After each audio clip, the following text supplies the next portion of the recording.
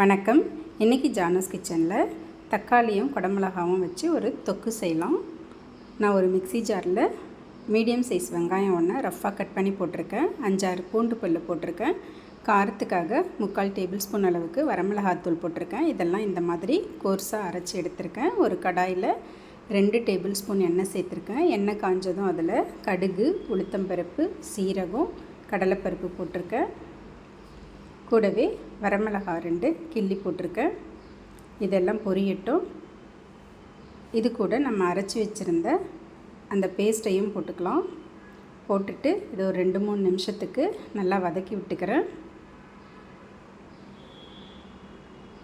இந்த மிளகாத்தூளுடைய பச்சை வாசனைலாம் போகணும். வதக்கி விட்டுக்கிட்டு இதில் மஞ்சள் தூள் 2-3 சிட்டிக்கை போட்டுக்கிறேன். டிஷ்ஷுக்கு டேஸ்ட்டுக்கு தகுந்த மாதிரி உப்பு சேர்த்து நல்லா கலந்து விட்டுறேன்.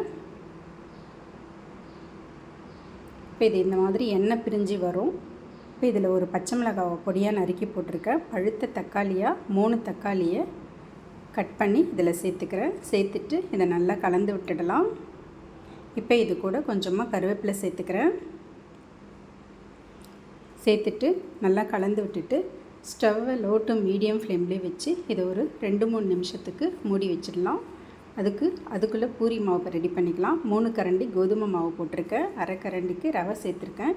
அதில் கொஞ்சமாக எண்ணெய் சேர்த்துட்டு டேஸ்ட்டுக்கு தகுந்த மாதிரி உப்பு சேர்த்து தண்ணி தெளித்து இந்த மாதிரி முதல்ல மாவெல்லாம் உதுத்து விட்டுட்டு அதுக்கப்புறம் கொஞ்சம் கொஞ்சமாக தண்ணி தெளித்து இந்த மாவை பிசைஞ்சு எடுத்துக்கலாம்.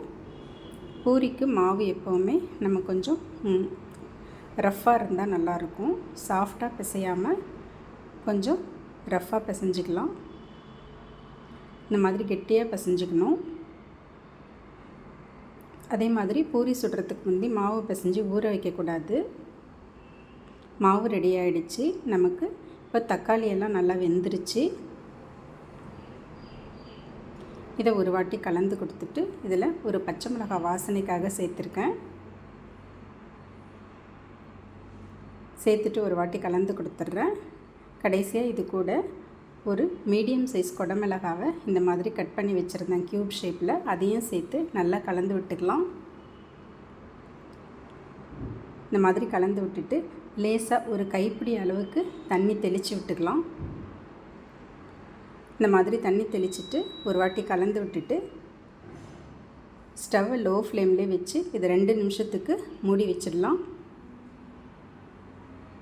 2 நிமிஷம் கழித்து ஓப்பன் பண்ணிவிட்டு ஒரு வாட்டி கலந்து விட்டுட்டு இதில் பொடியாக நறுக்கின கொத்தமல்லி தழை கொஞ்சம் சேர்த்துக்கிறேன். அவ்வளோதாங்க, ஒரு அருமையான சைட் டிஷ் ரெடி ஆகிடுச்சு. நமக்கு பூரி மாவும் ரெடி ஆகிடுச்சு. இதை சின்ன சின்ன உருண்டைகளாக செஞ்சு பூரி மாதிரி திரட்டி எடுத்துக்கலாம். நம்ம திரட்டும் பொழுது ரொம்ப மெல்லிஸாக இல்லாமல் கொஞ்சம் திக்காக திரட்டி எடுத்துக்கலாம்.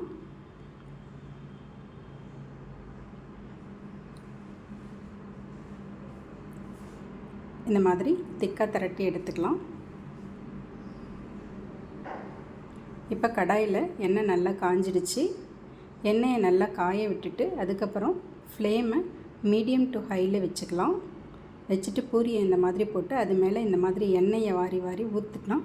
இந்த மாதிரி அழகாக புஃப்னு வரும். நல்லா உப்பலாக வரும் பூரி. அவ்வளோதாங்க, பூரியும் ரெடி ஆகிடுச்சு.